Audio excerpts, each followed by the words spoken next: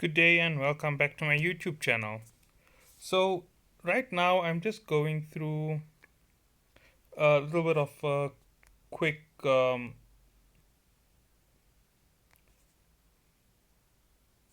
quick log on what you can do in game.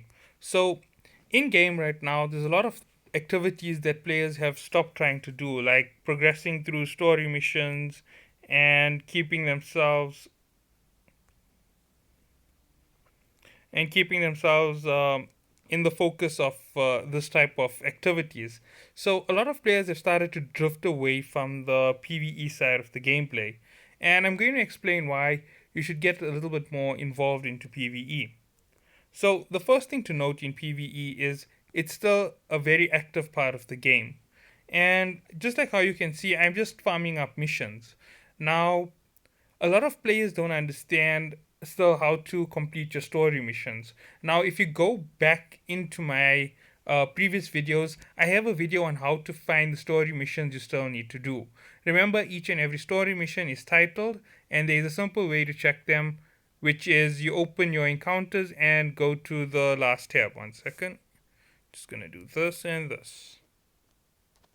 Okay, now that I've done that there, I don't have to worry about my ship for a few seconds. I can just go in straight. Now I am doing a T7, but this isn't an elite, it's just a regular T7. Now let's say I want to know what I'm missing on Bad Hair Day. Select Bad Hair Day, and you go down in the list. And it gives you the name of this encounter.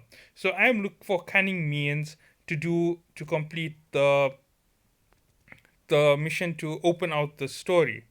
And why is it such a good idea to have these big stories? Now, the big stories have massive rewards in them, and it applies right through to all the story missions because the rewards are quite nice and beefy. So, one of the first story missions for you to complete are your smalls. That's For Freedom, For Patriotism, Super Soft Drink, and Spark of Rebellion. Now, I'm going to explain everything in each one of them, and you can see what type of tactics I use on them, and you can use your own tactics on them, or you can copy my own tactic for getting through them. So, for patriotism, the elite enemies in for patriotism use warp disruptors. So, since they use warp disruptors, looking at my build and what's sitting on this current vessel, I would swap out the shield extender for a warp uh, stabilizer. The simple reason is the warp stabilizer is going to allow me to stay in the fight a little longer, and I still have a hardener and a shield booster to run into the fight with. Plus, I still have my acceleration from my afterburner. Now, overall, the gain for me in that entire fight is going to be quite large, and I'm going to be able to fight for a little bit longer. Now, the weapon choices that you can use is you can either go in with your long range missile launchers, or you can go in with the shorter range rapid missiles. Now, remember, when I say missiles, you can swap it out for your version of weapons.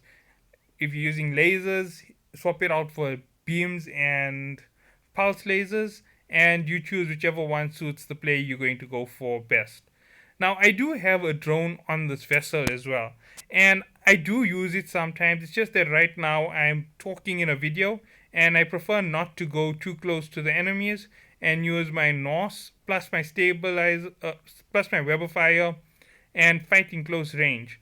Because even though this isn't a very powerful encounter, it can damage me quite fast, and sometimes lag in the game will cause me to lose the fight. And I don't want to be down for an hour waiting for my ship to be replaced.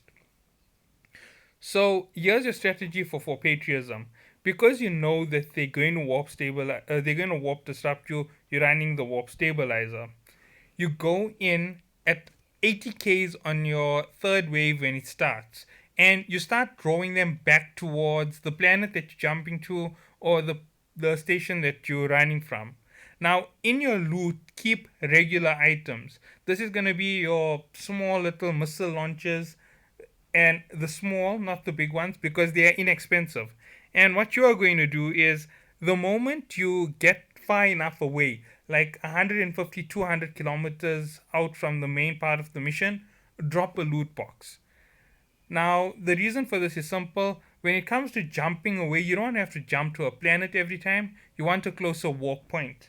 So leaving the loot over there is a good idea, and you're gonna have loot inside because you've already completed the first two waves. If you struggle on the first and second wave, you need to rethink how you're fighting and come back in with a friend, or change your weapons up and use long range. Keep your orbit at around 37 on each ship, and make sure that you're watching the orbits that close in on you on the side. So that is how you're going to play in for patriotism.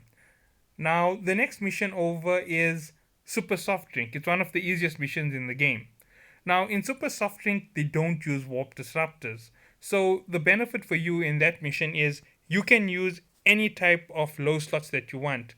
Running my configuration makes you a bit tanky, but they do hit quite hard and they do rip through shields. So, what you are going to do in uh, Super Soft Drink is you are going to play with range in that battle for the third wave. The first two waves you can actually play with your medium rapid missile launchers and play in the close range and wipe them out in less than a few minutes. Then on the third wave, you're going to do it once more where you go out as far as possible, drop your marker, and you can take on an elite as it chases you towards your marker. It's going to be the best way for you to get rid of the tanky elites in that mission, and any of the elites that are very fast, you can grab them and take them out on that route. Now, those are just the simple ones in your first part of the mission. The first part is smaller than the second part, and then you're going to have to jump along to your second part. Now, the second part is generally about 16 to 20 jumps away from your first part, so that's your second combat stage. And in the second combat stage, you are going to fight larger waves than your first one. You can run rapids, but remember you're dealing with 8, 14, 30.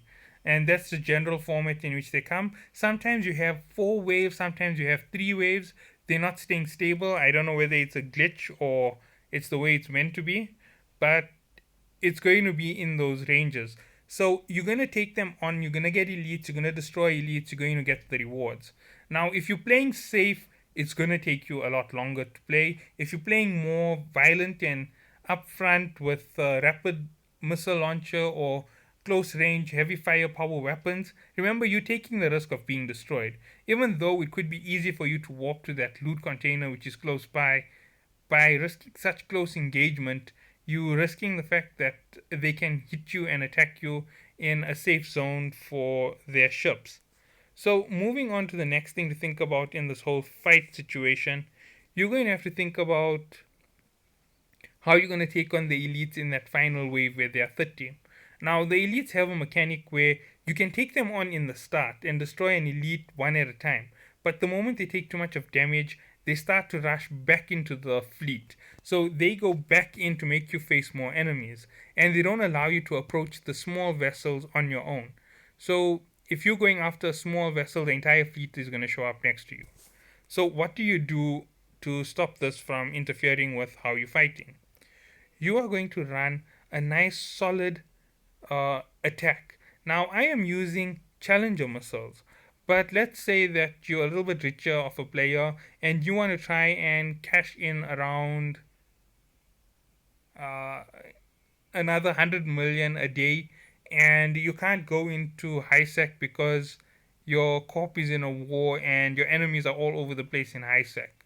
So you want to stay as close to low sec as possible and in high sec as much as possible to avoid taking on the war at full force. Purchase a few cheaper missile launchers, not cheaper, the elite missile launchers. Purchase the super elite, that's the C class rapids, and use it to fight with it. Now, when you are using these super elite weapons or defense systems, remember that they are elite in every manner of the word elite. They're going to tank a little bit more if they shields, they're going to hit a little harder if they're weapons. And it means that your fights can go a lot faster. So running them on your ship, you keep your close range and you orbit at the right orbits, and you're going to get away with a lot more than you regularly would. And this is where you're going to have an additional bonus on top of everything in your fighting skills. Using these on those missions are going to make it very easy. Then jumping over, the next system that you have to worry about is Minmatar. Now, Minmatar's big problematic strategy when it comes to fighting you is they use caltrops. That is the neutralizers for your capacitor. And they're going to hit you with three or four of those very quickly. So you have to worry about jumping out of range of those caltrops. And their caltrops have about a 20-kilometer range on them, so they can hit you from up to 20 kilometers out. So when you are fighting Minmatar enemies, you need to think about keeping your range wide and keeping yourself out of range of most of the fire. And the elite ships aren't that tanky. They are a very simple faction to attack because they're not using things like warp disruptors. The moment they neutralize you, you just warp away. Easy, simple task to do. Just make sure that your capacitor doesn't drop below 30% in the fight against them. If you're below 30% and they hit you with the newt, you won't be able to warp away till you've regained some energy. Okay, so moving on, the next factor over is going to be faction over is going to be Amarr. Now, in the Amarr sector, you're going to be thinking about facing in Amarr. You're going to be thinking about facing lasers. Now, lasers are very, very strong against shields. So, whatever you're taking into those fights, even if you're running a heavy shield hardener like me and you're running a complete shield setup so that you have extra shield, it's not going to work against Amarr enemies. You need to think about it carefully and reprocess what you're going to take against them. And the best example of what you're going to take into Amarr space when you're fighting them is you are going to take rapid missile launches. Now, taking long range missile launches isn't going to help you at present. Their range has been buffed severely, so they can hit you much at a much larger range than they previously could. And it means that you're going to not be able to escape fire or speed tank fire as efficiently as you normally would, because when you're inside the radius of 40 kilometers, they can hit you. So if you're going into Amarr and you want to use missile launches for range, you're going to have to think about using a ballistic control and missile control system. That means you're going to be removing two low slot fittings. Remember, taking out the shield hardener and taking out the shield extender could be a good idea, but you losing that ability to tank a little bit more damage. And they do have a secondary weapon in the system, so just be careful about going up against them with such a hardcore attitude. So at this point, you've already got the gist on what you're facing in each one of the easy missions. Now, the easy missions will take you in the region of 30 minutes to 2 hours to complete. Now, those are your small missions where you just have 3 mission encounters and they open up for you and it's easy to complete. Now, the reward from them is something near 20 million apiece, and the drops from them in not Minmatar, in Caldari space, the expensive drop is warp disruptors, and they sell for about 30 million on the market, and they're a good thing to take and sell when it comes to gaining them. The other thing that they do drop from time to time is Norse energy drain. I haven't ever found what was it? Neutralizer on them or any other very expensive modules on them. It's just normal missile launchers and your Lone Rangers. Now, your Lone Ranger shield booster isn't the very strongest, but you do also get it in all the factors, all the factions, sorry. So you can think about getting those rewards. Now, those are small extra bonuses to you because you have to go to Jita Station to pick up your reward box when you complete these missions. And once you have all of this, you now have the opportunity to do a little bit more when it comes to your fights. You can think about playing different strategies, fighting a little bit more different, engaging in a little bit more of a crude tactic, and getting away with the overall build when it comes to playing in the game. Now, thinking about everything you just heard me say, it's quite a small reward.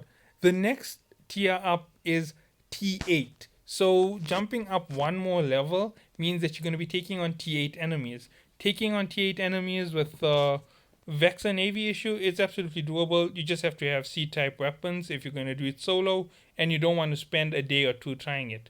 Now, I have tried doing the next level up in missions solo. I have completed them solo, but they took ridiculous amounts of time, and I wasn't prepared to make a video on it because running through that battle will be absolutely insane in terms of time usage. Okay, so now I'm just going to head off to the next two because I'm opening missions again.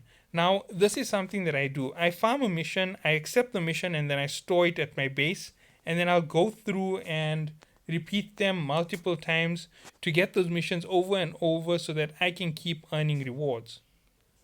Now, okay. As you can see, my super soft drink is empty. That means I'm starting up a new one. Yesterday I completed one, I still have another in base. And that's how it goes. You're going to keep earning, you're going to keep getting rewards. Now, the catch with that little box that you're getting is the rewards inside aren't super expensive. They're small rewards, they're meant for small vessels, and not many players pay very large for small items. So even if you have the small items, they're not going to be good on the market. The best option for you is to grind them down and sell the materials on the market. It might make you a quick 100 or 200,000 over their 20 to 30,000 for the regular parts. So that's how it's going to go overall when it comes to doing these missions. Now, when you step up to the medium class mission, if you are going to do it in a fleet or in a group, remember the optimal rewards will stay the same in each sector. I haven't completed discussing what you get in Galante. In Galante space, if you go and you fight, the rewards that you are looking for from Galante are your warp core stabilizers and your I'm forgetting what the other major drop is from the elites. Warp core stabilizers and shield repairs. You get shield boosters and you get shield extenders. So that's what you're going to get in Galante space. Then the next one over is Minmatar space. In Minmatar, you're not going to get a shield item. I'm not sure exactly what you get there, but they do have an item which is very expensive in terms of selling it. I'm not remembering correctly. I'm forgetting it. I know that in Amarr space you get hardeners. Now the elite shield hardeners are quite expensive, and that is something that you might consider trying to get to sell in game. It's going to help you out quite a bit, and it's going to help you get that edge in terms of sales. Okay, so that's where you're going to go in each of them. Moving up one level, remember that when you're going up against T8, most of their ranges are still medium. So you can still get away with playing on that 40 kilometer radius. The only ships that are going to attack you at 40 kilometers are the battle cruisers. So what you're going to do is you are going to engage the battle cruisers first, remove them from the battle, and progress in that manner. So battle cruisers first, battleships last. And that's going to be about it for this video. Thank you for watching.